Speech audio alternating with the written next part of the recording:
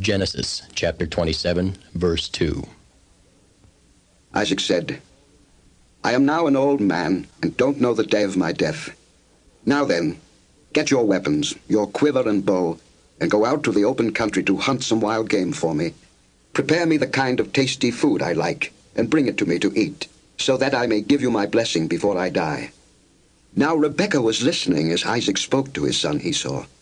When Esau left for the open country to hunt game and bring it back, Rebekah said to her son Jacob, Look, I overheard your father say to your brother Esau, Bring me some game and prepare me some tasty food to eat, so that I may give you my blessing in the presence of the Lord before I die. Now, my son, listen carefully and do what I tell you. Go out to the flock and bring me 2 choice young goats, so I can prepare some tasty food for your father, just the way he likes it. Then take it to your father to eat, so that he may give you his blessing before he dies. Jacob said to Rebekah his mother, But my brother Esau is a hairy man, and I'm a man with smooth skin. What if my father touches me? I would appear to be tricking him and would bring down a curse on myself rather than a blessing. His mother said to him, My son, let the curse fall on me. Just do what I say. Go and get them for me. So he went and got them and brought them to his mother, and she prepared some tasty food, just the way his father liked it. Then Rebekah took the best clothes of Esau, her oldest son, which she had in the house, and put them on her youngest son Jacob. She also covered his hands and the smooth part of his neck with the goat skins. Then she handed to her son Jacob the tasty food and the bread she had made. He went to his father and said, My father. Yes, my son, he answered. Who is it? Jacob said to his father, I am Esau, your firstborn. I have done as you told me. Please sit up and eat some of my game so that you may give me your blessing. Isaac asked his son, How did you find it so quickly, my son? The Lord your God gave me success, he replied. Then Isaac said to Jacob, Come near so I can touch you, my son, to know whether you really are my son Esau or not. Jacob went close to his father Isaac, who touched him and said, The voice is the voice of Jacob, but the hands are the hands of Esau. He did not recognize him, for his hands were hairy like those of his brother Esau. So he blessed him. Are you really my son Esau? He asked. I am, he replied. Then he said, My son, bring me some of your game to eat, so that I may give you my blessing. Jacob brought it to him, and he ate, and he brought some wine, and he drank. Then his father Isaac said to him, Come here, my son, and kiss me. So he went to him and kissed him. When Isaac caught the smell of his clothes, he blessed him and said, the smell of my son is like the smell of a field that the Lord has blessed. May God give you of heaven's dew and of earth's richness, an abundance of grain and new wine. May nations serve you and peoples bow down to you. Be Lord over your brothers, and may the sons of your mother bow down to you. May those who curse you be cursed, and those who bless you be blessed. After Isaac finished blessing him, and Jacob had scarcely left his father's presence, his brother Esau came in from hunting. He too prepared some tasty food and brought it to his father. Then he said to him, My father, sit up and eat some of my game, so that you may give me your blessing. His father Isaac asked him, Who are you? I am your son, he answered, your firstborn, Esau. Isaac trembled violently and said, Who was it then that hunted game and brought it to me? I ate it just before you came, and I blessed him, and indeed he will be blessed. When Esau heard his father's words, he burst out with a loud and bitter cry and said to his father, Bless me! Me too, my father. But he said, Your brother came deceitfully and took your blessing. Esau said, Isn't he rightly named Jacob? He has deceived me these 2 times. He took my birthright, and now he's taken my blessing. Then he asked, Haven't you reserved any blessing for me? Isaac answered Esau, I have made him lord over you, and have made all his relatives his servants, and I have sustained him with grain and new wine. So what can I possibly do for you, my son? Esau said to his father, Do you have only one blessing, my father? Bless me too, my father. Then Esau wept aloud. His father Isaac answered him, Your dwelling will be away from the earth's richness, away from the dew of heaven above. You will live by the sword, and you will serve your brother. But when you grow restless, you will throw his yoke from off your neck." Esau held a grudge against Jacob because of the blessing his father had given him. He said to himself, "The days of mourning for my father are near. Then I will kill my brother Jacob." When Rebekah was told what her older son Esau had said, she sent for her younger son Jacob and said to him, "Your brother Esau is consoling himself with the thought of killing you. Now then, my son, do what I say. Flee at once to my brother Laban in Haran. Stay with him for a while until your brother's fury subsides. When your brother is no longer angry with you and forgets what you did to him, I'll send word for you to come back from there. Why should I lose both of you in one day?" Then Rebekah said to Isaac, "I'm disgusted with living because of these Hittite women. If Jacob takes a wife from among the women of this land, from Hittite women like these, my life will not be worth living." Chapter 28. So Isaac called for Jacob and blessed him and commanded him, "Do not marry a Canaanite woman. Go at once to Paddan Aram, to the house of your mother's father Bethuel. Take a wife for yourself there, from among the daughters of Laban, your mother's brother. May God Almighty bless you and make you fruitful and increase your numbers until you become a community of peoples. May he give you and your descendants the blessing given to Abraham, so that you may take possession of the land where you now live as an alien, the land God gave to Abraham." Then Isaac sent Jacob on his way, and he went to Paddan Aram, to Laban, son of Bethuel the Aramean, the brother of Rebekah, who was the mother of Jacob and Esau. Now Esau learned that Isaac had blessed Jacob, and had sent him to Paddan Aram to take a wife from there, and that when he blessed him he commanded him, "Do not marry a Canaanite woman," and that Jacob had obeyed his father and mother, and had gone to Paddan Aram. Esau then realized how displeasing the Canaanite women were to his father Isaac. So he went to Ishmael and married Mahalath, the sister of Nebaioth, and daughter of Ishmael, son of Abraham, in addition to the wives he already had. Jacob left Beersheba and set out for Haran.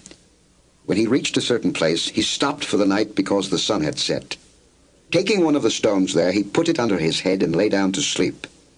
He had a dream in which he saw a stairway resting on the earth, with its top reaching to heaven, and the angels of God were ascending and descending on it. There above it stood the Lord, and he said, "I am the Lord, the God of your father Abraham and the God of Isaac. I will give you and your descendants the land on which you are lying. Your descendants will be like the dust of the earth, and you will spread out to the west and to the east, to the north and to the south. All peoples on earth will be blessed through you and your offspring. I am with you and will watch over you wherever you go, and I will bring you back to this land. I will not leave you until I have done what I have promised you." When Jacob awoke from his sleep, he thought, "Surely the Lord is in this place, and I was not aware of it." He was afraid and said, "How awesome is this place! This is none other than the house of God. This is the gate of heaven." Early the next morning, Jacob took the stone he had placed under his head and set it up as a pillar and poured oil on top of it. He called that place Bethel, though the city used to be called Luz. Then Jacob made a vow, saying, "If God will be with me and will watch over me on this journey I am taking, and will give me food to eat and clothes to wear so that I return safely to my father's house, then the Lord will be my God, and this stone that I have set up as a pillar will be God's house, and of all that you give me I will give you a tenth." Chapter 29. Then Jacob continued on his journey and came to the land of the eastern peoples. There he saw a well in the field, with 3 flocks of sheep lying near it because the flocks were watered from that well. The stone over the mouth of the well was large.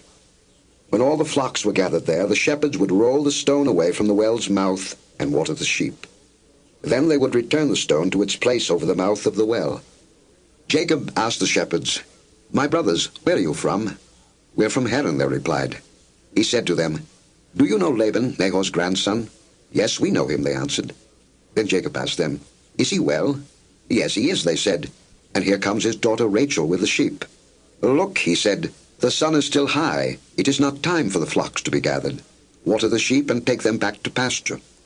"We can't," they replied, "until all the flocks are gathered and the stone has been rolled away from the mouth of the well. Then we will water the sheep." While he was still talking with them, Rachel came with her father's sheep, for she was a shepherdess. When Jacob saw Rachel, daughter of Laban, his mother's brother, and Laban's sheep, he went over and rolled the stone away from the mouth of the well and watered his uncle's sheep. Then Jacob kissed Rachel and began to weep aloud. He had told Rachel that he was a relative of her father and a son of Rebekah, so she ran and told her father. As soon as Laban heard the news about Jacob, his sister's son, he hurried to meet him. He embraced him and kissed him and brought him to his home. And there Jacob told him all these things. Then Laban said to him, "You are my own flesh and blood." After Jacob had stayed with him for a whole month, Laban said to him, "Just because you are a relative of mine, should you work for me for nothing? Tell me what your wages should be." Now Laban had 2 daughters. The name of the older was Leah, and the name of the younger was Rachel. Leah had weak eyes, but Rachel was lovely in form and beautiful. Jacob was in love with Rachel and said, "I'll work for you 7 years in return for your younger daughter Rachel." Laban said, "It's better that I give her to you than to some other man. Stay here with me." So Jacob served 7 years to get Rachel, but they seemed like only a few days to him because of his love for her. Then Jacob said to Laban, "Give me my wife. My time is completed and I want to lie with her." So Laban brought together all the people of the place and gave a feast. But when evening came, he took his daughter Leah and gave her to Jacob. And Jacob lay with her. And Laban gave his servant girl Zilpah to his daughter as her maidservant. When morning came, there was Leah. So Jacob said to Laban, "What is this you have done to me? I served you for Rachel, didn't I? Why have you deceived me?" Laban replied, "It is not our custom here to give the younger daughter in marriage before the older one.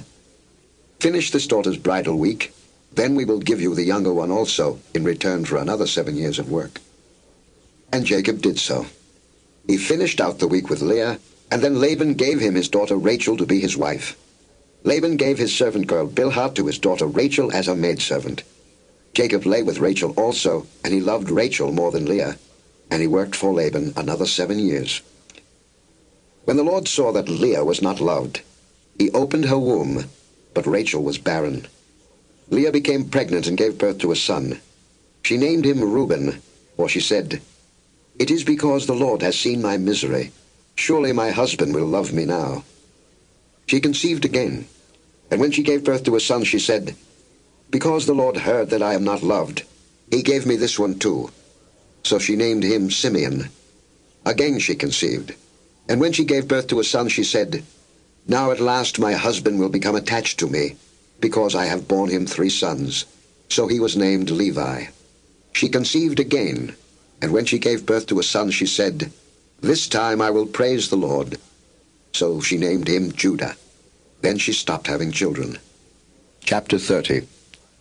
When Rachel saw that she was not bearing Jacob any children, she became jealous of her sister. So she said to Jacob, "Give me children, or I'll die." Jacob became angry with her and said, "Am I in the place of God, who has kept you from having children?" Then she said, "Here is Bilhah, my maidservant. Sleep with her so that she can bear children for me, and that through her I too can build a family." So she gave him her servant Bilhah as a wife. Jacob slept with her, and she became pregnant and bore him a son. Then Rachel said, "God has vindicated me. He has listened to my plea and given me a son." Because of this she named him Dan. Rachel's servant Bilhah conceived again and bore Jacob a second son. Then Rachel said, "I have had a great struggle with my sister, and I have won." So she named him Naphtali. When Leah saw that she had stopped having children, she took her maidservant Zilpah and gave her to Jacob as a wife. Leah's servant Zilpah bore Jacob a son. Then Leah said, "What good fortune!" So she named him Gad. Leah's servant Zilpah bore Jacob a second son. Then Leah said, "How happy I am! The women will call me happy." So she named him Asher. During wheat harvest, Reuben went out into the fields and found some mandrake plants, which he brought to his mother Leah. Rachel said to Leah, "Please give me some of your son's mandrakes." But she said to her, "Wasn't it enough that you took away my husband? Will you take my son's mandrakes too?" "Very well," Rachel said. "He can sleep with you tonight in return for your son's mandrakes." So when Jacob came in from the fields that evening, Leah went out to meet him. "You must sleep with me," she said. "I have hired you with my son's mandrakes." So he slept with her that night. God listened to Leah, and she became pregnant and bore Jacob a fifth son. Then Leah said, God has rewarded me for giving my maidservant to my husband. So she named him Issachar. Leah conceived again, and bore Jacob a sixth son. Then Leah said, God has presented me with a precious gift. This time my husband will treat me with honor, because I have borne him 6 sons. So she named him Zebulun. Sometime later she gave birth to a daughter and named her Dinah. Then God remembered Rachel. He listened to her and opened her womb. She became pregnant and gave birth to a son and said, God has taken away my disgrace. She named him Joseph and said, May the Lord add to me another son. After Rachel gave birth to Joseph, Jacob said to Laban, Send me on my way so I can go back to my own homeland. Give me my wives and children, for whom I have served you, and I will be on my way. You know how much work I've done for you. But Laban said to him, If I have found favor in your eyes, please stay. I have learned by divination that the Lord has blessed me because of you. He added, Name your wages, and I will pay them. Jacob said to him, You know how I have worked for you and how your livestock has fared under my care. The little you had before I came has increased greatly, and the Lord has blessed you wherever I have been. But now, when may I do something for my own household? What shall I give you? He asked. Don't give me anything, Jacob replied. But if you will do this one thing for me, I will go on tending your flocks and watching over them. Let me go through all your flocks today and remove from them every speckled or spotted sheep, every dark-colored lamb, and every spotted or speckled goat. They will be my wages, and my honesty will testify for me in the future whenever you check on the wages you have paid me. Any goat in my possession that is not speckled or spotted, or any lamb that is not dark-colored will be considered stolen. Agreed, said Laban. Let it be as you have said. That same day he removed all the male goats that were streaked or spotted, and all the speckled or spotted female goats, all that had white on them, and all the dark-colored lambs, and he placed them in the care of his sons. Then he put a 3-day journey between himself and Jacob, while Jacob continued to tend the rest of Laban's flocks. Jacob, however, took fresh cut branches from poplar, almond, and plane trees, and made white stripes on them by peeling the bark and exposing the white inner wood of the branches. Then he placed the peeled branches in all the watering troughs, so that they would be directly in front of the flocks when they came to drink. When the flocks were in heat and came to drink, they mated in front of the branches, and they bore young that were streaked or speckled or spotted. Jacob set apart the young of the flock by themselves, but made the rest face the streaked and dark-colored animals that belonged to Laban. Thus he made separate flocks for himself, and did not put them with Laban's animals. Whenever the stronger females were in heat, Jacob would place the branches in the troughs in front of the animals so that they would mate near the branches. But if the animals were weak, he would not place them there. So the weak animals went to Laban, and the strong ones to Jacob. In this way the man grew exceedingly prosperous, and came to own large flocks, and maidservants, and menservants, and camels and donkeys. Chapter 31. Jacob heard that Laban's sons were saying, Jacob has taken everything our father owned, and has gained all this wealth from what belonged to our father. And Jacob noticed that Laban's attitude toward him was not what it had been. Then the Lord said to Jacob, Go back to the land of your fathers and to your relatives, and I will be with you. So Jacob sent word to Rachel and Leah to come out to the fields where his flocks were. He said to them, I see that your father's attitude toward me is not what it was before, but the God of my father has been with me. You know that I've worked for your father with all my strength, yet your father has cheated me by changing my wages 10 times. However, God has not allowed him to harm me. If he said, The speckled ones will be your wages, then all the flocks gave birth to speckled young. And if he said, The streaked ones will be your wages, then all the flocks bore streaked young. So God has taken away your father's livestock and has given them to me. In breeding season I once had a dream in which I looked up and saw that the male goats mating with the flock were streaked, speckled, or spotted. The angel of God said to me in the dream, Jacob. I answered, Here I am. And he said, Look up and see that all the male goats mating with the flock are streaked, speckled, or spotted. for I have seen all that Laban has been doing to you. I am the God of Bethel, where you anointed a pillar and where you made a vow to me. Now leave this land at once and go back to your native land." Then Rachel and Leah replied, "Do we still have any share in the inheritance of our father's estate? Does he not regard us as foreigners? Not only has he sold us, but he has used up what was paid for us. Surely all the wealth that God took away from our father belongs to us and our children. So do whatever God has told you." Then Jacob put his children and his wives on camels, and he drove all his livestock ahead of him, along with all the goods he had accumulated in Paddan Aram, to go to his father Isaac in the land of Canaan. When Laban had gone to shear his sheep, Rachel stole her father's household gods. Moreover, Jacob deceived Laban the Aramean by not telling him he was running away. So he fled with all he had, and crossing the river he headed for the hill country of Gilead. On the third day Laban was told that Jacob had fled. Taking his relatives with him, he pursued Jacob for 7 days and caught up with him in the hill country of Gilead. Then God came to Laban the Aramean in a dream at night and said to him, "Be careful not to say anything to Jacob, either good or bad." Jacob had pitched his tent in the hill country of Gilead when Laban overtook him, and Laban and his relatives camped there too. Then Laban said to Jacob, "What have you done? You've deceived me, and you've carried off my daughters like captives in war. Why did you run off secretly and deceive me? Why didn't you tell me, so I could send you away with joy and singing to the music of tambourines and harps? You didn't even let me kiss my grandchildren and my daughters goodbye. You have done a foolish thing. I have the power to harm you, but last night the God of your father said to me, 'Be careful not to say anything to Jacob, either good or bad.' Now you have gone off because you long to return to your father's house. But why did you steal my gods?" Jacob answered Laban, "I was afraid because I thought you would take your daughters away from me by force. But if you find anyone who has your gods, he shall not live. In the presence of our relatives, see for yourself whether there is anything of yours here with me, and if so, take it." Now Jacob did not know that Rachel had stolen the gods. So Laban went into Jacob's tent, and into Leah's tent, and into the tent of the 2 maidservants, but he found nothing. After he came out of Leah's tent, he entered Rachel's tent. Now Rachel had taken the household gods and put them inside her camel's saddle, and was sitting on them. Laban searched through everything in the tent, but found nothing. Rachel said to her father, "Don't be angry, my lord, that I cannot stand up in your presence.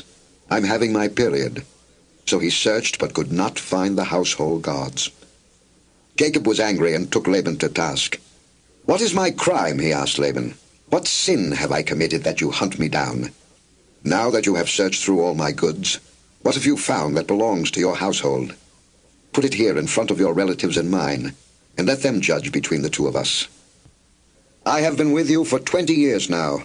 Your sheep and goats have not miscarried, nor have I eaten rams from your flocks. I did not bring you animals torn by wild beasts. I bore the loss myself, and you demanded payment from me for whatever was stolen by day or night. This was my situation. The heat consumed me in the daytime, and the cold at night, and sleep fled from my eyes. It was like this for the 20 years I was in your household. I worked for you 14 years for your 2 daughters and 6 years for your flocks, and you changed my wages 10 times. If the God of my father, the God of Abraham and the fear of Isaac, had not been with me, you would surely have sent me away empty-handed. But God has seen my hardship and the toil of my hands, and last night he rebuked you."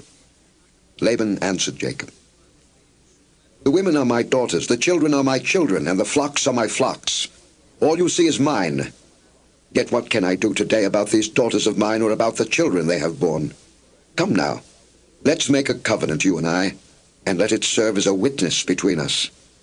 So Jacob took a stone and set it up as a pillar. He said to his relatives, "Gather some stones." So they took stones and piled them in a heap, and they ate there by the heap. Laban called it Jigah-Sahadutha, and Jacob called it Gilead. Laban said, "This heap is a witness between you and me today. That is why it was called Gilead. It was also called Mizpah, because he said, 'May the Lord keep watch between you and me when we are away from each other. If you mistreat my daughters, or if you take any wives besides my daughters, Even though no one is with us, remember that God is a witness between you and me." Laban also said to Jacob, "Here is this heap, and here is this pillar I have set up between you and me. This heap is a witness, and this pillar is a witness, that I will not go past this heap to your side to harm you, and that you will not go past this heap and pillar to my side to harm me. May the God of Abraham and the God of Nahor, the God of their father, judge between us." So Jacob took an oath in the name of the fear of his father Isaac. He offered a sacrifice there in the hill country and invited his relatives to a meal. After they had eaten, they spent the night there. Early the next morning, Laban kissed his grandchildren and his daughters and blessed them. Then he left and returned home. Chapter 32. Jacob also went on his way, and the angels of God met him. When Jacob saw them, he said, "This is the camp of God." So he named that place Mahanaim. Jacob sent messengers ahead of him to his brother Esau in the land of Seir, the country of Edom. He instructed them, "This is what you are to say to my master Esau.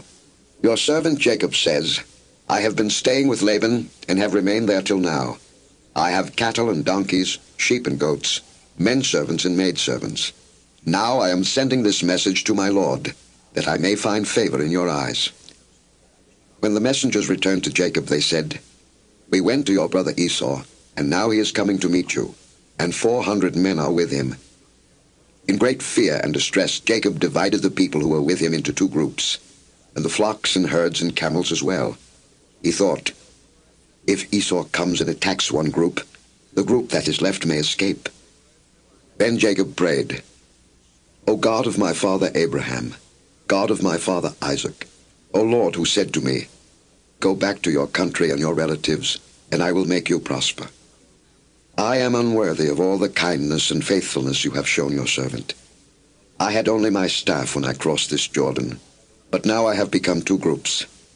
Save me, I pray, from the hand of my brother Esau, for I am afraid he will come and attack me, and also the mothers with their children. But you have said, 'I will surely make you prosper, and will make your descendants like the sand of the sea, which cannot be counted.'" He spent the night there, and from what he had with him he selected a gift for his brother Esau, 200 female goats and 20 male goats, 200 ewes and 20 rams, 30 female camels with their young, 40 cows and 10 bulls, and 20 female donkeys and 10 male donkeys. He put them in the care of his servants, each herd by itself, and said to his servants, "Go ahead of me, and keep some space between the herds." He instructed the one in the lead, "When my brother Esau meets you and asks, 'To whom do you belong, and where are you going, and who owns all these animals in front of you?' then you are to say, 'They belong to your servant Jacob. They are a gift sent to my lord Esau, and he is coming behind us.'" He also instructed the second, the third, and all the others who followed the herds, "You are to say the same thing to Esau when you meet him. And be sure to say, 'Your servant Jacob is coming behind us.'" For he thought, "I will pacify him with these gifts I am sending on ahead. Later, when I see him, perhaps he will receive me." So Jacob's gifts went on ahead of him, but he himself spent the night in the camp. That night Jacob got up and took his 2 wives, his 2 maidservants, and his 11 sons, and crossed the ford of the Jabbok. After he had sent them across the stream, he sent over all his possessions. So Jacob was left alone, and a man wrestled with him till daybreak. When the man saw that he could not overpower him, he touched the socket of Jacob's hip, so that his hip was wrenched as he wrestled with the man. Then the man said, "Let me go, for it is daybreak." But Jacob replied, "I will not let you go unless you bless me." The man asked him, "What is your name?" "Jacob," he answered.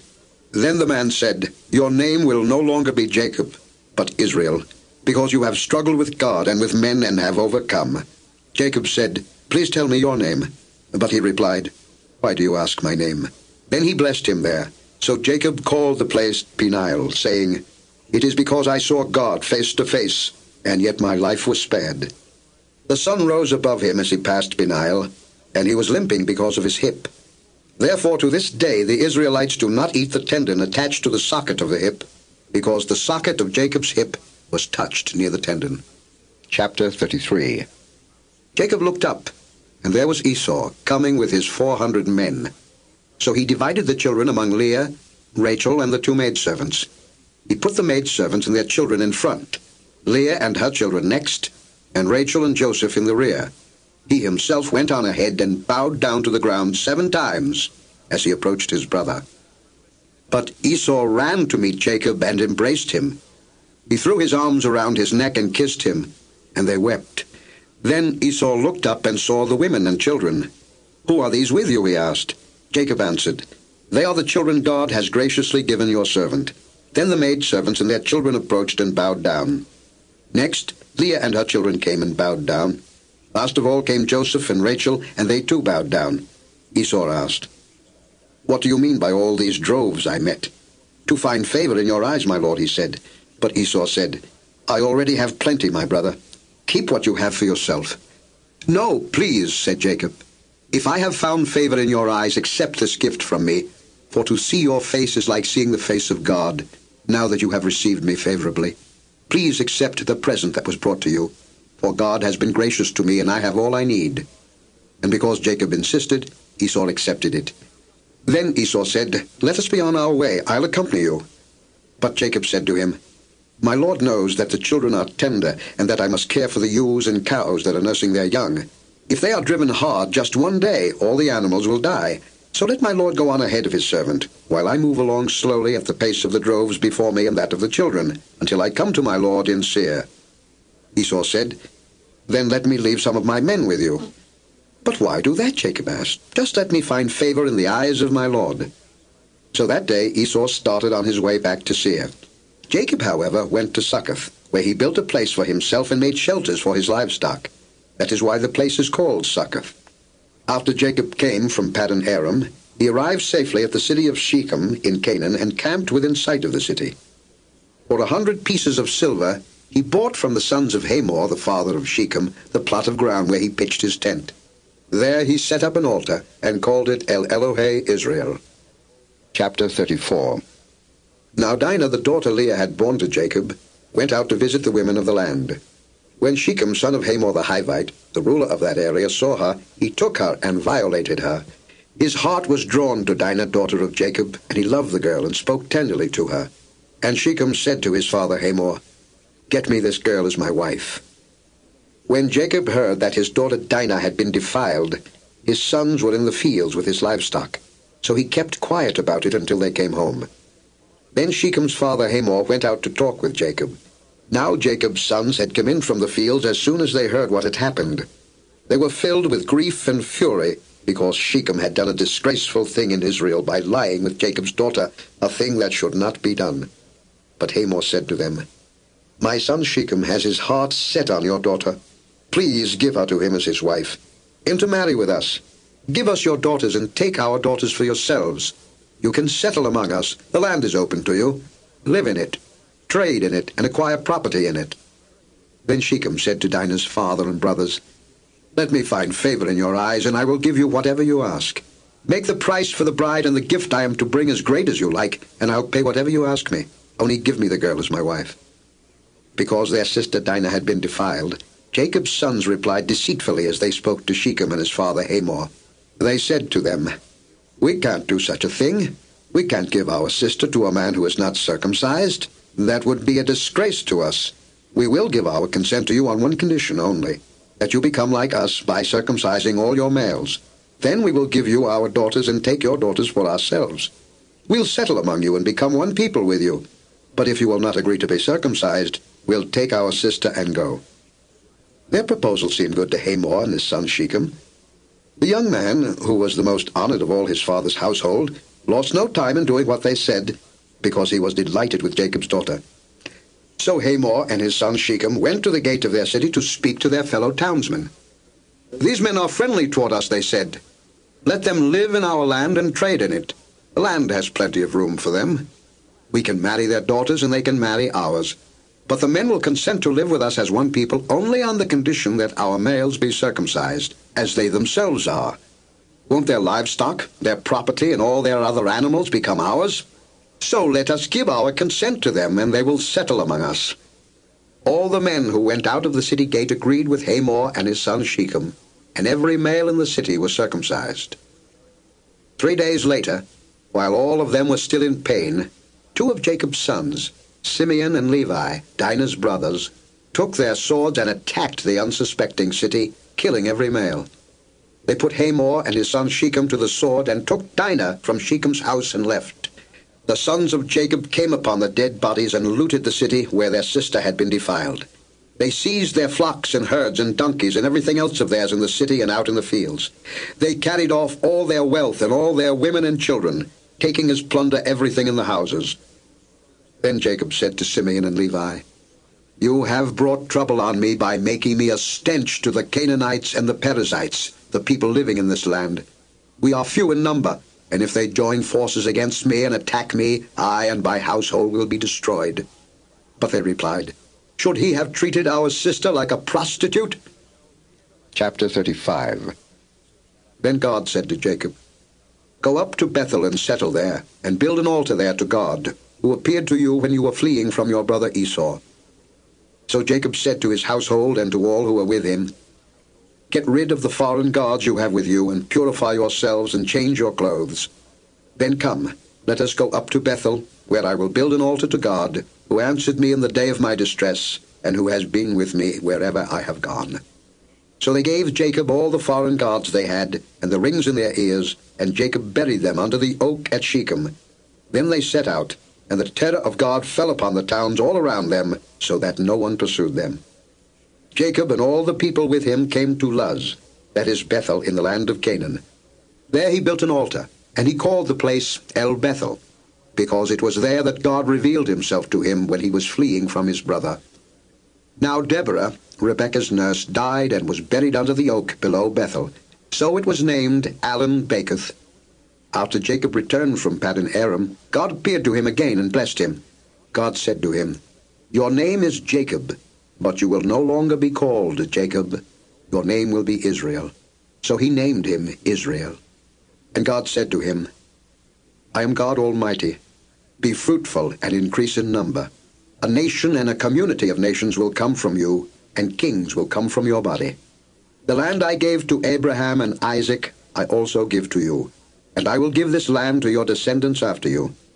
Then God went up from him at the place where he had talked with him.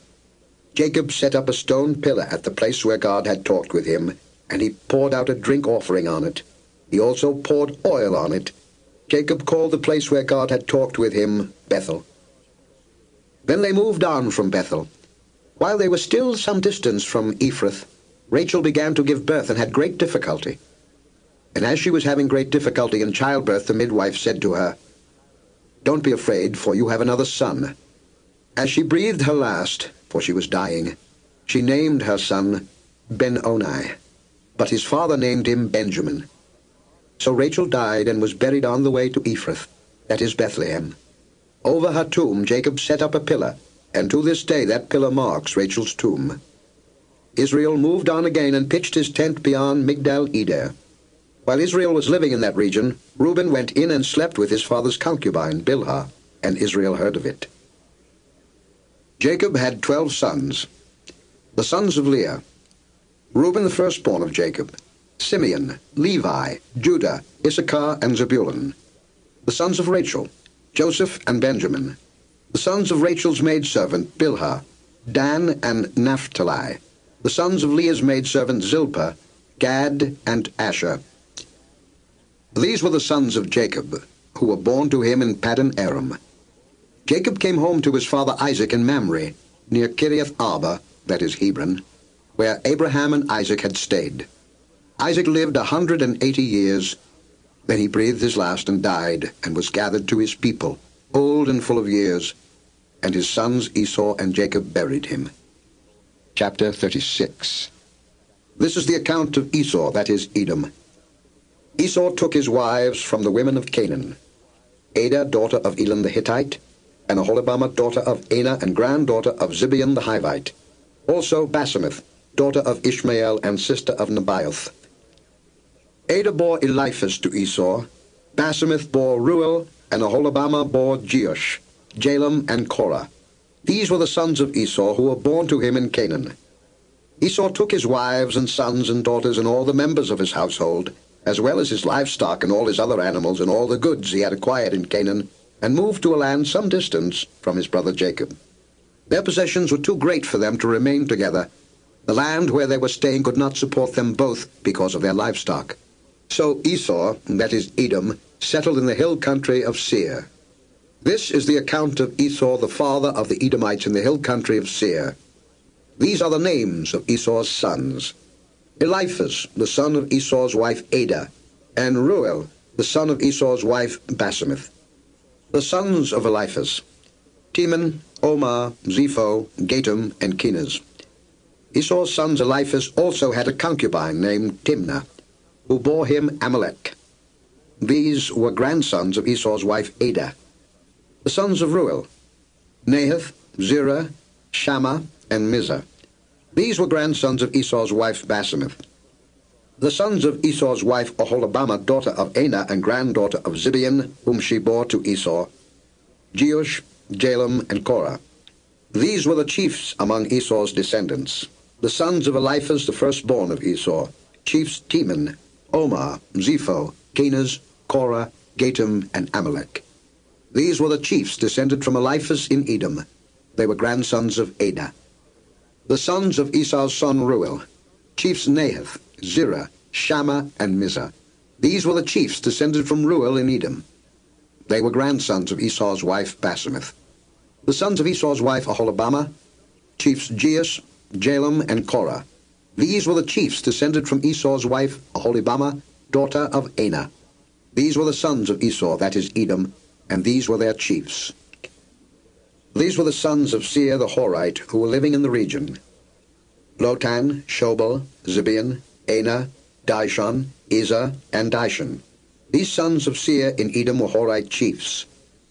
The sons of Lotan: Horai and Homam. Timnah was Lotan's sister.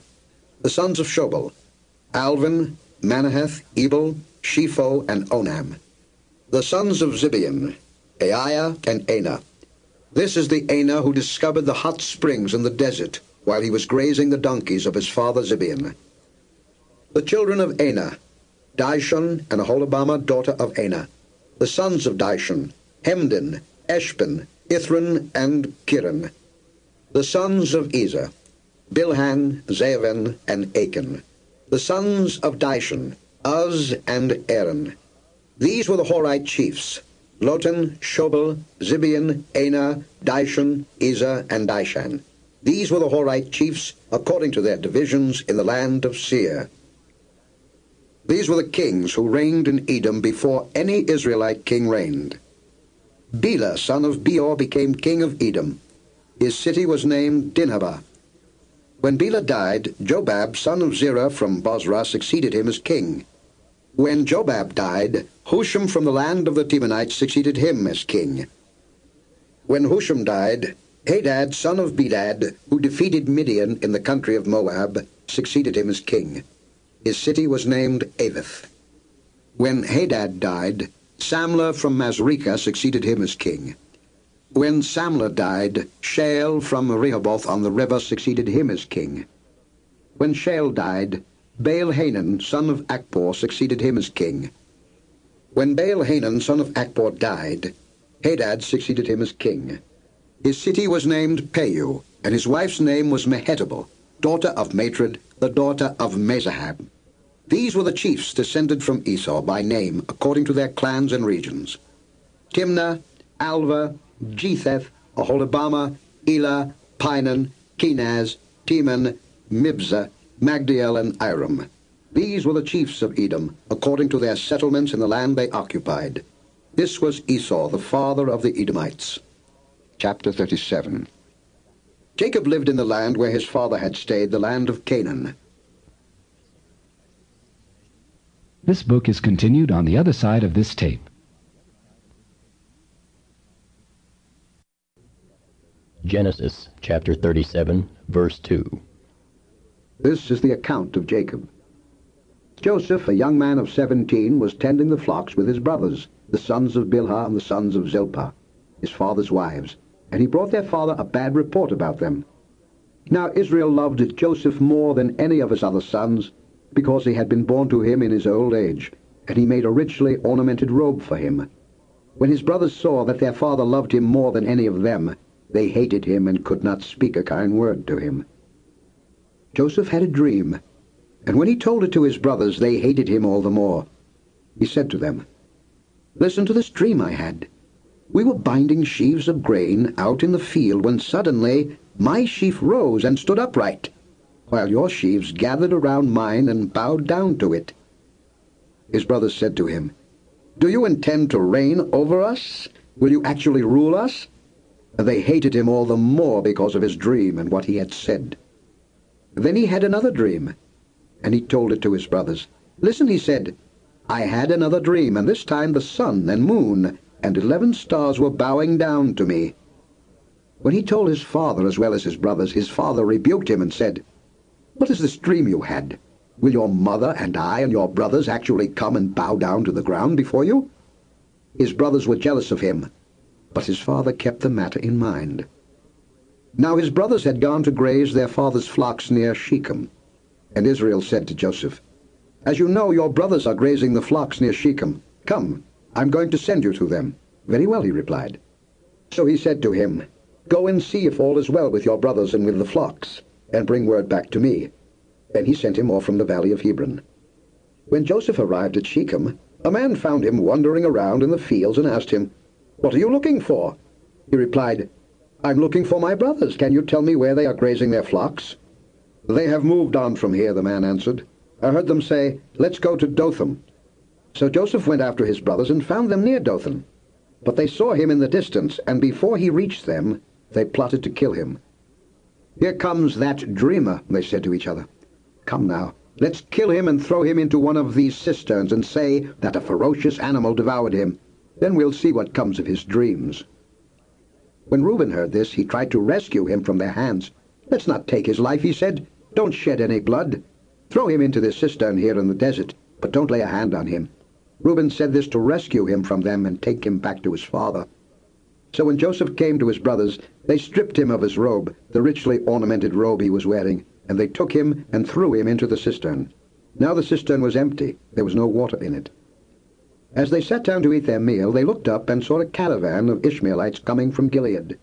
Their camels were loaded with spices, balm and myrrh, and they were on their way to take them down to Egypt. Judah said to his brothers, "What will we gain if we kill our brother and cover up his blood? Come, let's sell him to the Ishmaelites and not lay our hands on him. After all, he is our brother, our own flesh and blood." His brothers agreed. So when the Midianite merchants came by, his brothers pulled Joseph up out of the cistern and sold him for 20 shekels of silver to the Ishmaelites, who took him to Egypt. When Reuben returned to the cistern and saw that Joseph was not there, he tore his clothes. He went back to his brothers and said, "The boy isn't there. Where can I turn now?" Then they got Joseph's robe, slaughtered a goat and dipped the robe in the blood. They took the ornamented robe back to their father and said, "We found this. Examine it to see whether it is your son's robe." He recognized it and said, "It is my son's robe. Some ferocious animal has devoured him. Joseph has surely been torn to pieces." Then Jacob tore his clothes, put on sackcloth, and mourned for his son many days. All his sons and daughters came to comfort him, but he refused to be comforted. "No," he said, "in mourning will I go down to the grave to my son." So his father wept for him. Meanwhile, the Midianites sold Joseph in Egypt to Potiphar, one of Pharaoh's officials, the captain of the guard. Chapter 38. At that time Judah left his brothers and went down to stay with a man of Adullam named Hira. There Judah met the daughter of a Canaanite man named Shua. He married her and lay with her. She became pregnant and gave birth to a son who was named She conceived again and gave birth to a son and named him Onan. She gave birth to still another son and named him Shelah. It was at Chezib that she gave birth to him. Judah got a wife for his firstborn, and her name was Tamar. But Judah's firstborn, was wicked in the Lord's sight, so the Lord put him to death. Then Judah said to Onan, "Lie with your brother's wife and fulfill your duty to her as a brother-in-law to produce offspring for your brother." But Onan knew that the offspring would not be his, so whenever he lay with his brother's wife, he spilled his semen on the ground to keep from producing offspring for his brother. What he did was wicked in the Lord's sight, so he put him to death also. Judah then said to his daughter-in-law Tamar, "Live as a widow in your father's house until my son Shelah grows up." For he thought, "He may die too, just like his brothers." So Tamar went to live in her father's house. After a long time, Judah's wife, the daughter of Shua, died. When Judah had recovered from his grief, he went up to Timnah, to the men who were shearing his sheep, and his friend Hira, the Adullamite, went with him.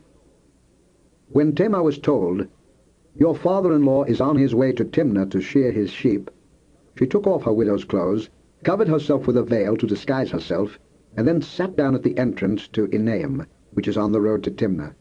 For she saw that, though Shelah had now grown up, she had not been given to him as his wife. When Judah saw her, he thought she was a prostitute, for she had covered her face. Not realizing that she was his daughter-in-law, he went over to her by the roadside and said, "Come now, let me sleep with you." "And what will you give me to sleep with you?" she asked. "I'll send you a young goat from my flock," he said. "Will you give me something as a pledge until you send it?" she asked. He said, "What pledge should I give you?" "Your seal and its cord and the staff in your hand," she answered. So he gave them to her and slept with her, and she became pregnant by him.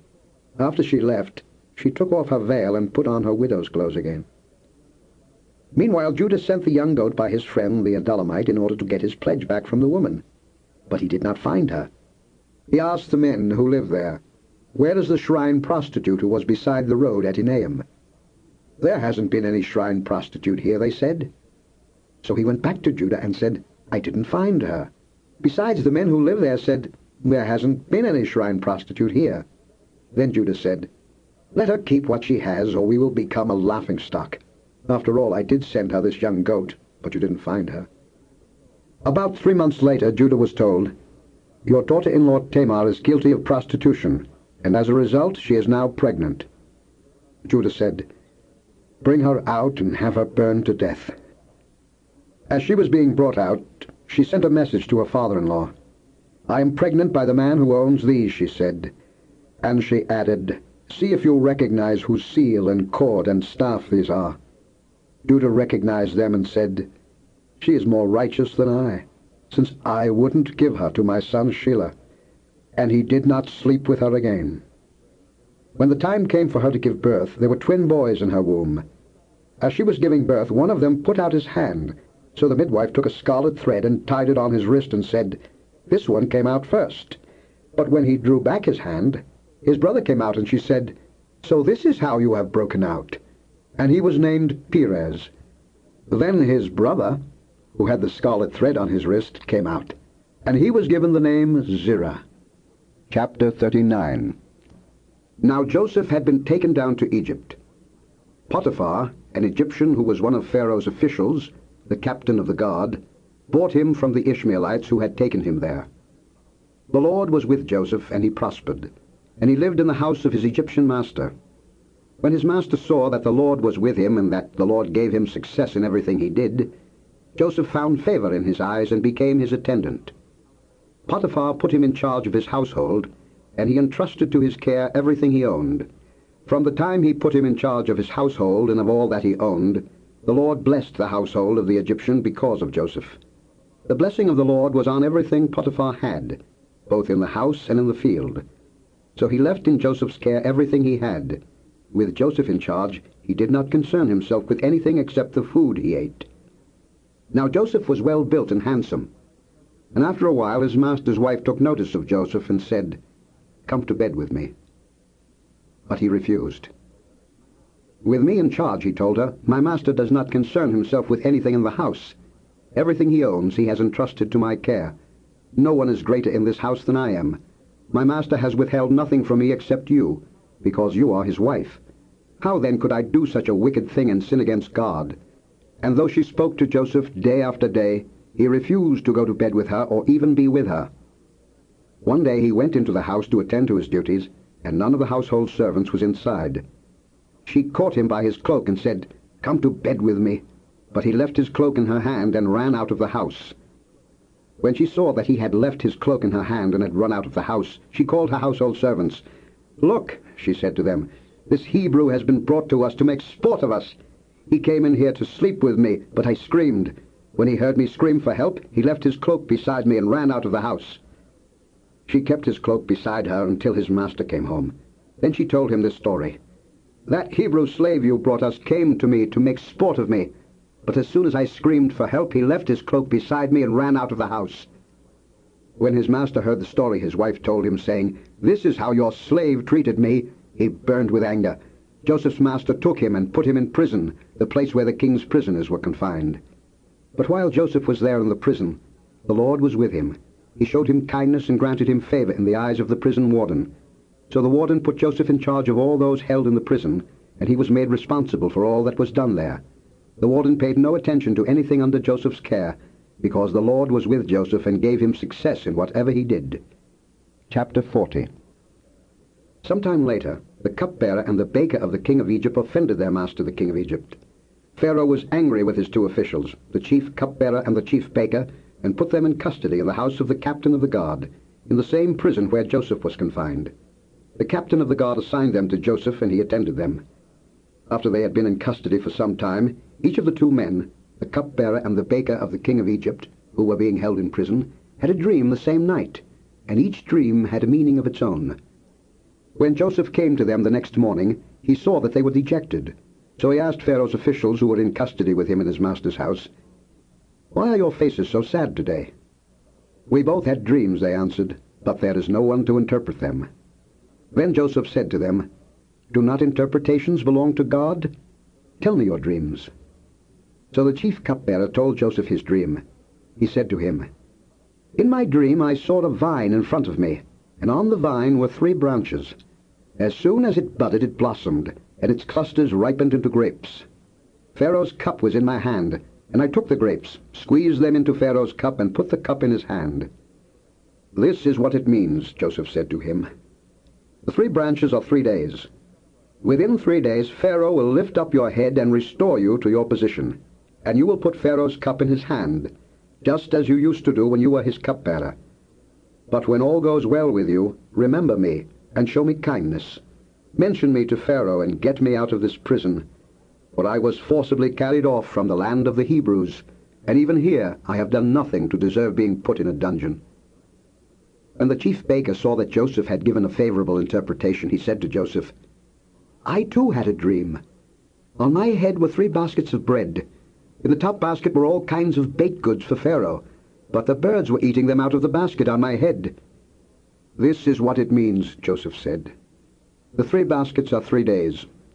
Within 3 days Pharaoh will lift off your head and hang you on a tree, and the birds will eat away your flesh." Now the 3rd day was Pharaoh's birthday, and he gave a feast for all his officials. He lifted up the heads of the chief cupbearer and the chief baker in the presence of his officials. He restored the chief cupbearer to his position, so that he once again put the cup into Pharaoh's hand. But he hanged the chief baker, just as Joseph had said to them in his interpretation. The chief cupbearer, however, did not remember Joseph. He forgot him. Chapter 41. When 2 full years had passed, Pharaoh had a dream. He was standing by the Nile, when out of the river there came up 7 cows, sleek and fat, and they grazed among the reeds. After them 7 other cows, ugly and gaunt, came up out of the Nile and stood beside those on the river bank. And the cows that were ugly and gaunt ate up the 7 sleek, fat cows. Then Pharaoh woke up. He fell asleep again and had a second dream. 7 heads of grain, healthy and good, were growing on a single stalk. After them 7 other heads of grain sprouted, thin and scorched by the east wind. The thin heads of grain swallowed up the 7 healthy full heads. And then Pharaoh woke up. It had been a dream.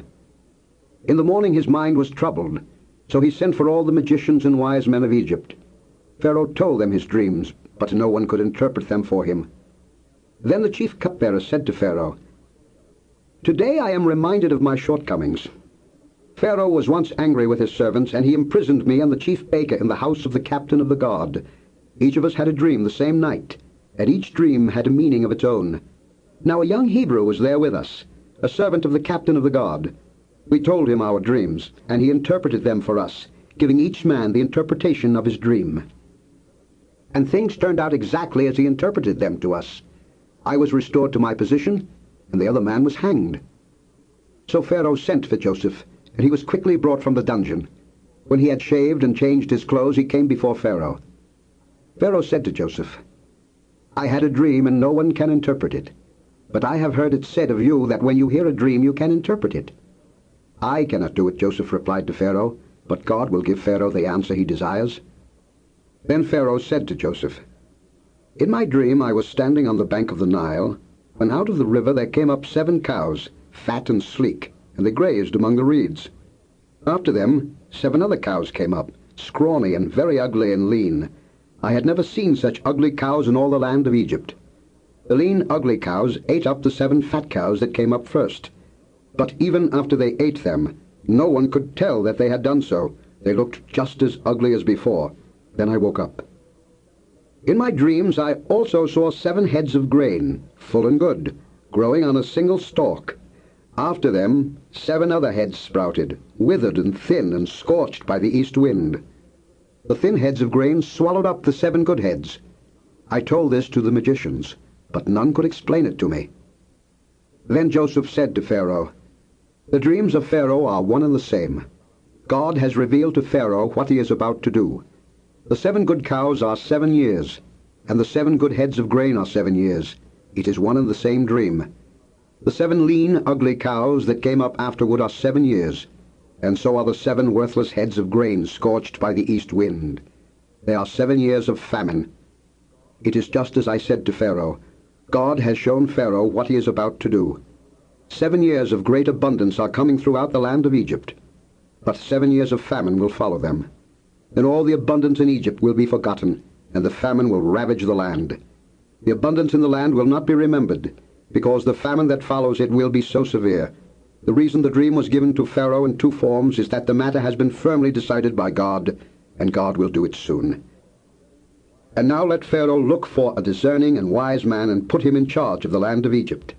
Let Pharaoh appoint commissioners over the land to take 1/5 of the harvest of Egypt during the 7 years of abundance.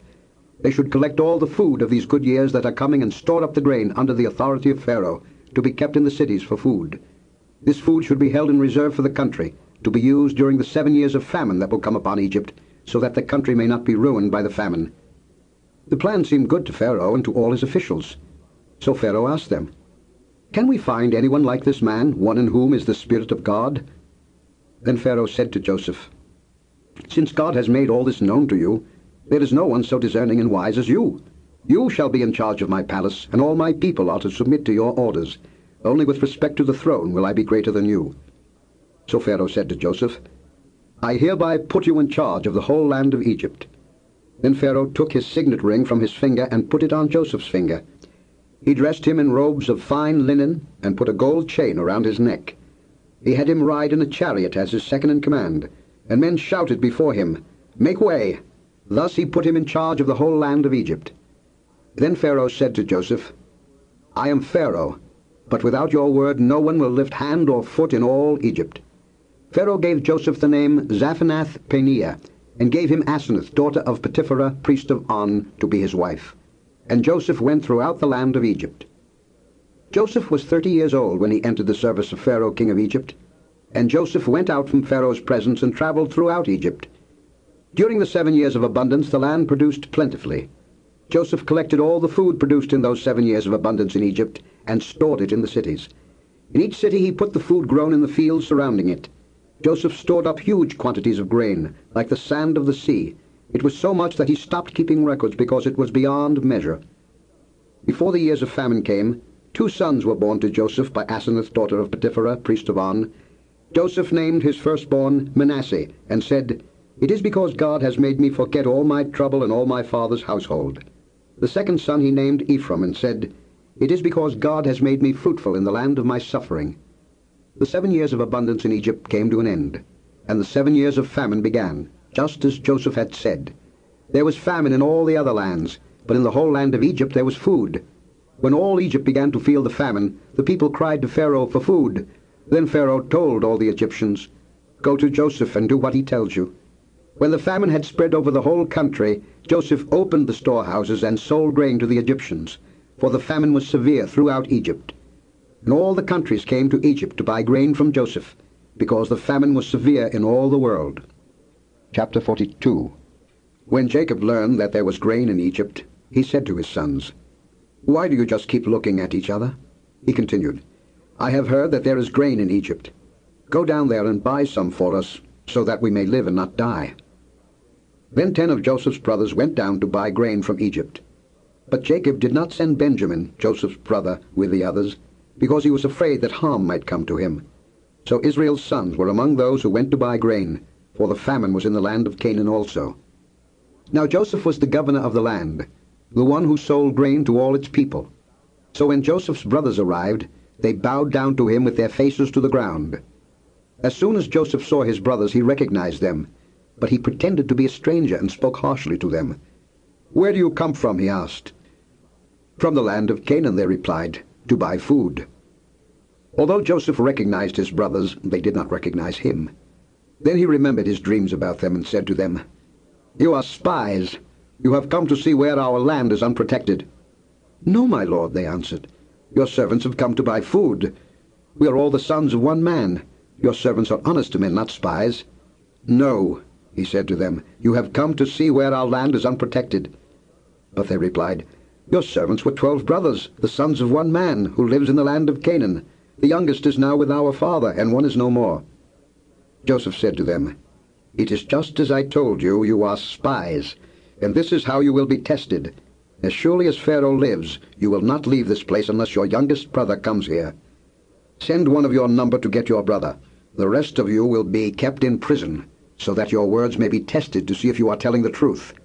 If you are not, and as surely as Pharaoh lives, you are spies." And he put them all in custody for 3 days. On the 3rd day Joseph said to them, "Do this and you will live, for I fear God. If you are honest men, let one of your brothers stay here in prison, while the rest of you go and take grain back for your starving households.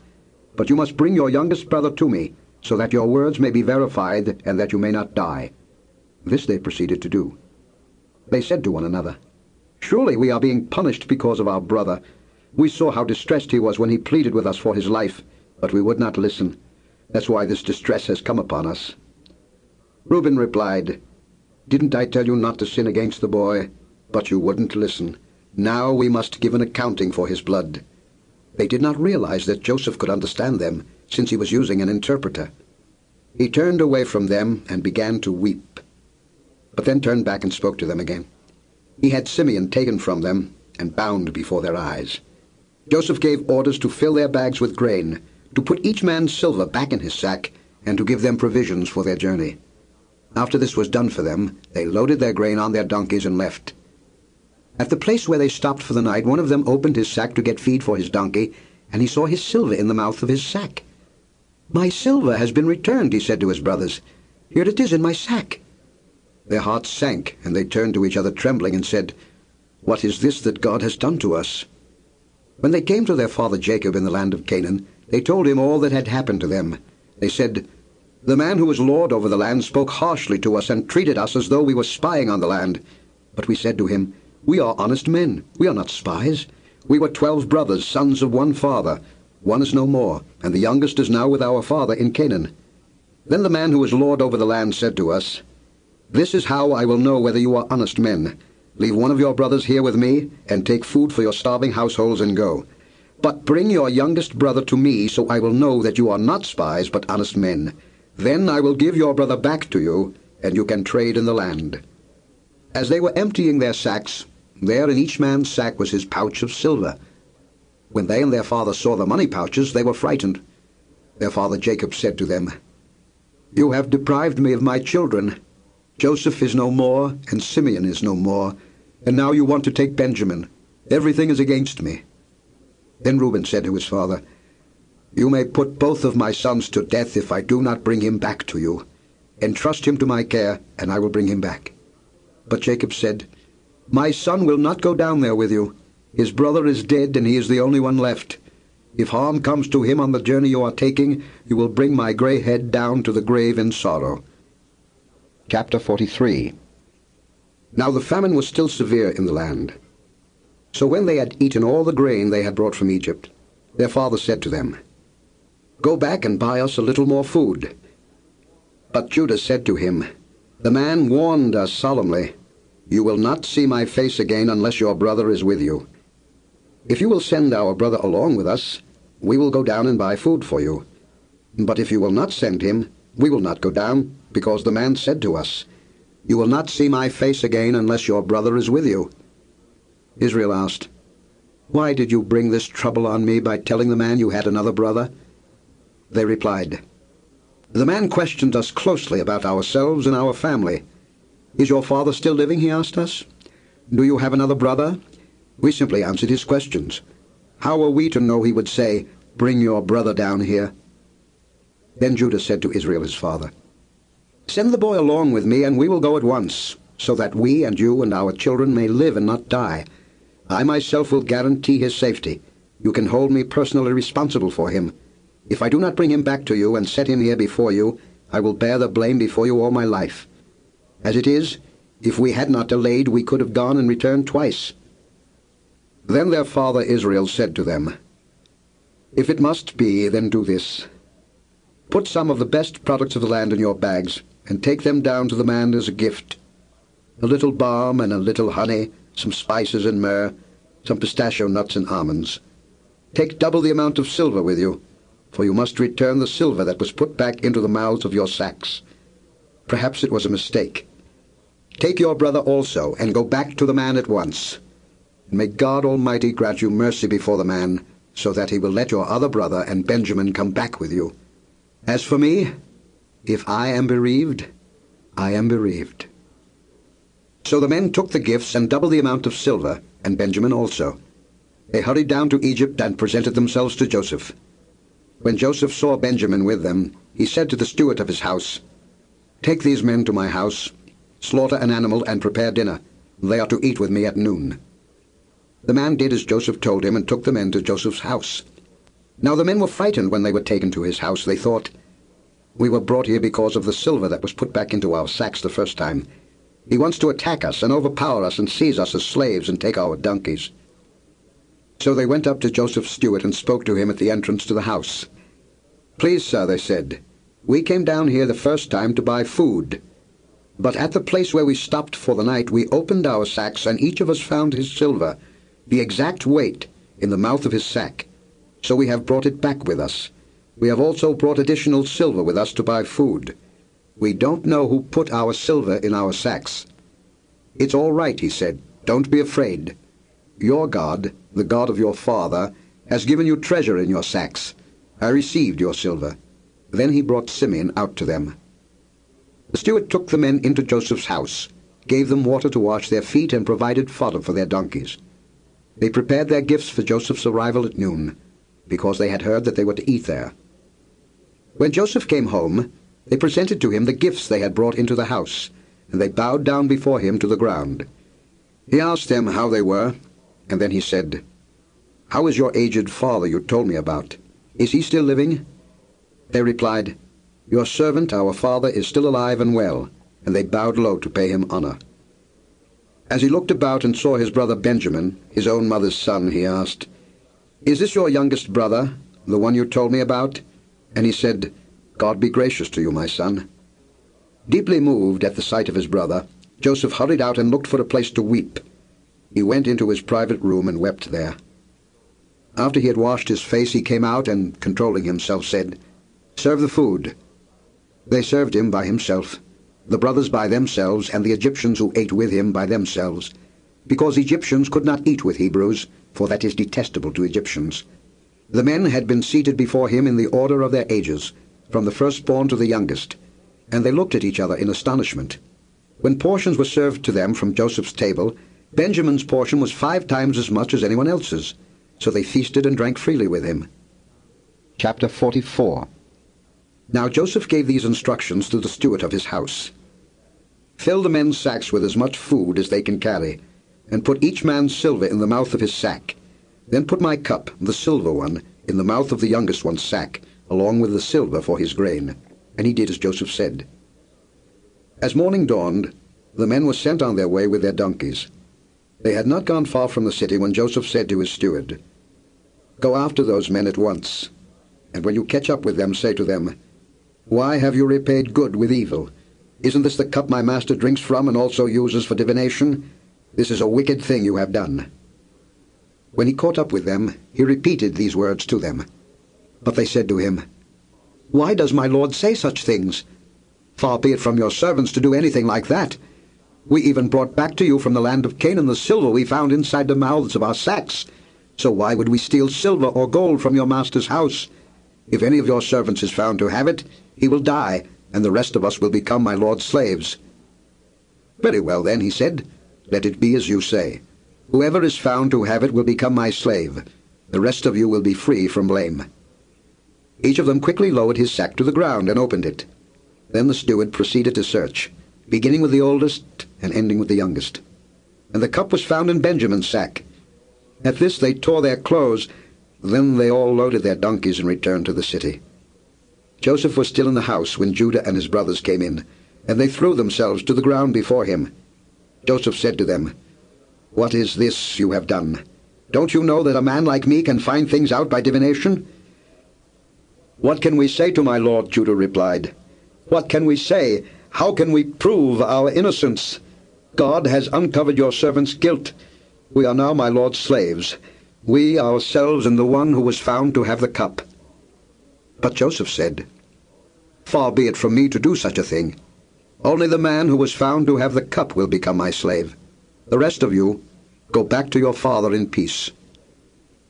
Then Judah went up to him and said, "Please, my lord, let your servant speak a word to my lord.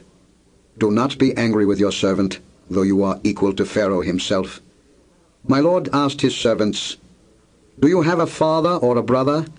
And we answered, "We have an aged father, and there is a young son born to him in his old age. His brother is dead, and he is the only one of his mother's sons left, and his father loves him." Then you said to your servants, "Bring him down to me so I can see him for myself." And we said to my lord, "The boy cannot leave his father. If he leaves him, his father will die." But you told your servants, "Unless your youngest brother comes down with you, you will not see my face again." When we went back to your servant my father, we told him what my lord had said. Then our father said, "Go back and buy a little more food."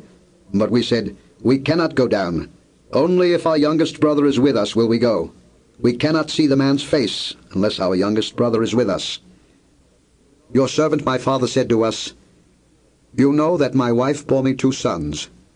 One of them went away from me, and I said, 'He has surely been torn to pieces,' and I have not seen him since. If you take this one from me too, and harm comes to him, you will bring my gray head down to the grave in misery. So now, if the boy is not with us when I go back to your servant my father, and if my father, whose life is closely bound up with the boy's life, sees that the boy isn't there, he will die.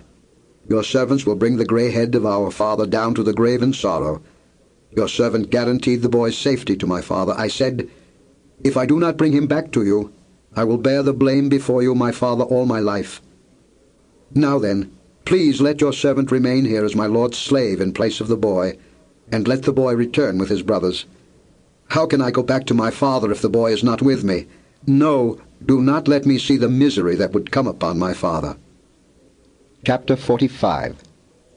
Then Joseph could no longer control himself before all his attendants, and he cried out, "Have everyone leave my presence." So there was no one with Joseph when he made himself known to his brothers. And he wept so loudly that the Egyptians heard him, and Pharaoh's household heard about it. Joseph said to his brothers, "I am Joseph. Is my father still living?" But his brothers were not able to answer him, because they were terrified at his presence. Then Joseph said to his brothers, "Come close to me." When they had done so, he said, "I am your brother Joseph, the one you sold into Egypt. And now do not be distressed, and do not be angry with yourselves for selling me here, because it was to save lives that God sent me ahead of you. For 2 years now there has been famine in the land, and for the next 5 years there will not be plowing and reaping. But God sent me ahead of you to preserve for you a remnant on earth, and to save your lives by a great deliverance. So then it was not you who sent me here, but God. He made me father to Pharaoh, lord of his entire household and ruler of all Egypt. Now hurry back to my father and say to him, 'This is what your son Joseph says. God has made me lord of all Egypt. Come down to me, don't delay. You shall live in the region of Goshen and be near me. You, your children and grandchildren, your flocks and herds, and all you have. I will provide for you there, because 5 years of famine are still to come. Otherwise you and your household and all who belong to you will become destitute. You can see for yourselves, and so can my brother Benjamin, that it is really I who am speaking to you. Tell my father about all the honor accorded me in Egypt, and about everything you have seen, and bring my father down here quickly." Then he threw his arms around his brother Benjamin and wept. And Benjamin embraced him weeping. And he kissed all his brothers and wept over them. Afterward his brothers talked with him. When the news reached Pharaoh's palace that Joseph's brothers had come, Pharaoh and all his officials were pleased. Pharaoh said to Joseph, "Tell your brothers, do this. Load your animals and return to the land of Canaan, and bring your father and your families back to me. I will give you the best of the land of Egypt, and you can enjoy the fat of the land." You are also directed to tell them, "Do this. Take some carts from Egypt for your children and your wives, and get your father and come. Never mind about your belongings, because the best of all Egypt will be yours."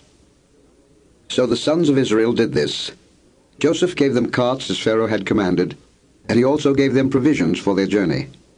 To each of them he gave new clothing, but to Benjamin he gave 300 shekels of silver and 5 sets of clothes. And this is what he sent to his father: 10 donkeys loaded with the best things of Egypt, and 10 female donkeys loaded with grain and bread and other provisions for his journey. Then he sent his brothers away, and as they were leaving he said to them, "Don't quarrel on the way." So they went up out of Egypt and came to their father Jacob in the land of Canaan. They told him, "Joseph is still alive. In fact, he is ruler of all Egypt." Jacob was stunned. He did not believe them. But when they told him everything Joseph had said to them, and when he saw the carts Joseph had sent to carry him back, the spirit of their father Jacob revived. And Israel said, "I'm convinced. My son Joseph is still alive. I will go and see him before I die." Chapter 46. So Israel set out with all that was his. And when he reached Beersheba, he offered sacrifices to the God of his father Isaac.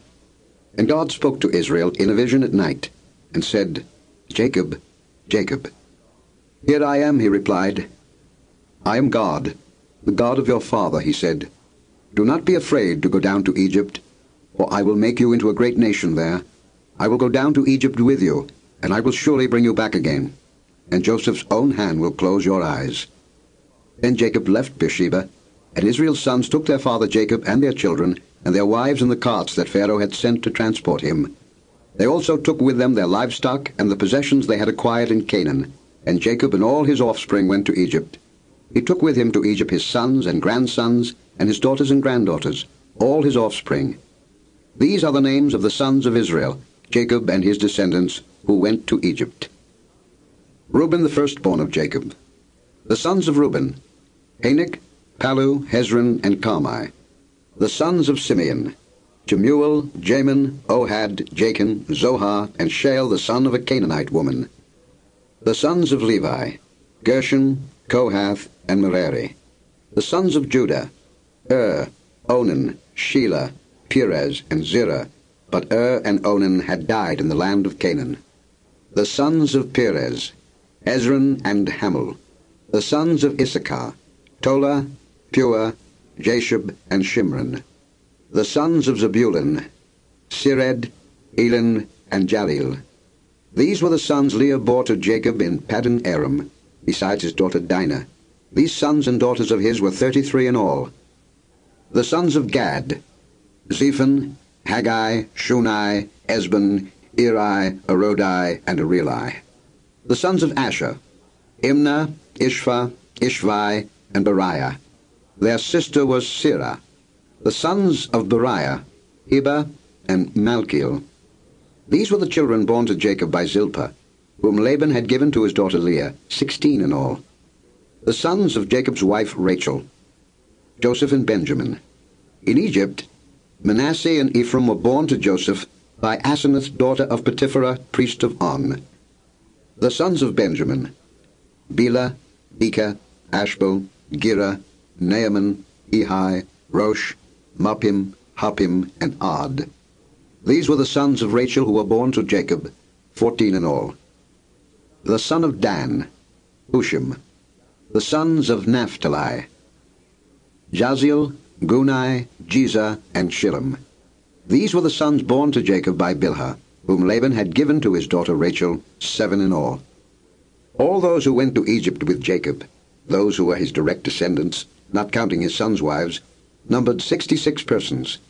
With the 2 sons who had been born to Joseph in Egypt, the members of Jacob's family, which went to Egypt, were 70 in all. Now Jacob sent Judah ahead of him to Joseph to get directions to Goshen. When they arrived in the region of Goshen, Joseph had his chariot made ready and went to Goshen to meet his father Israel. As soon as Joseph appeared before him, he threw his arms around his father and wept for a long time. Israel said to Joseph, "Now I am ready to die, since I have seen for myself that you are still alive." Then Joseph said to his brothers and to his father's household, "I will go up and speak to Pharaoh, and will say to him, 'My brothers and my father's household, who were living in the land of Canaan, have come to me. The men are shepherds, they tend livestock, and they have brought along their flocks and herds and everything they own. When Pharaoh calls you in and asks, "What is your occupation?" you should answer, "Your servants have tended livestock from our boyhood on, just as our fathers did." Then you will be allowed to settle in the region of Goshen, for all shepherds are detestable to the Egyptians. Chapter 47. Joseph went and told Pharaoh, "My father and brothers, with their flocks and herds and everything they own, have come from the land of Canaan and are now in Goshen." He chose 5 of his brothers and presented them before Pharaoh. Pharaoh asked the brothers, "What is your occupation?" "Your servants are shepherds," they replied to Pharaoh, "just as our fathers were." They also said to him, "We have come to live here a while, because the famine is severe in Canaan, and your servants' flocks have no pasture. So now, please let your servants settle in Goshen." Pharaoh said to Joseph, "Your father and your brothers have come to you, and the land of Egypt is before you. Settle your father and your brothers in the best part of the land. Let them live in Goshen. And if you know of any among them with special ability, put them in charge of my own livestock." Then Joseph brought his father Jacob in and presented him before Pharaoh. After Jacob blessed Pharaoh, Pharaoh asked him, "How old are you?" And Jacob said to Pharaoh, "The years of my pilgrimage are 130. My years have been few and difficult, and they do not equal the years of the pilgrimage of my fathers." Then Jacob blessed Pharaoh and went out from his presence. So Joseph settled his father and his brothers in Egypt, and gave them property in the best part of the land, the district of Ramesses, as Pharaoh directed. Joseph also provided his father and his brothers and all his father's household with food, according to the number of their children. There was no food, however, in the whole region because the famine was severe. Both Egypt and Canaan wasted away because of the famine. Joseph collected all the money that was to be found in Egypt and Canaan in payment for the grain they were buying, and he brought it to Pharaoh's palace. When the money of the people of Egypt and Canaan was gone, all Egypt came to Joseph and said, "Give us food. Why should we die before your eyes? Our money is used up." "Then bring your livestock," said Joseph. "I will sell you food in exchange for your livestock, since your money is gone." So they brought their livestock to Joseph, and he gave them food in exchange for their horses, their sheep and goats, their cattle and donkeys. And he brought them through that year with food in exchange for all their livestock. This book is continued on the next tape.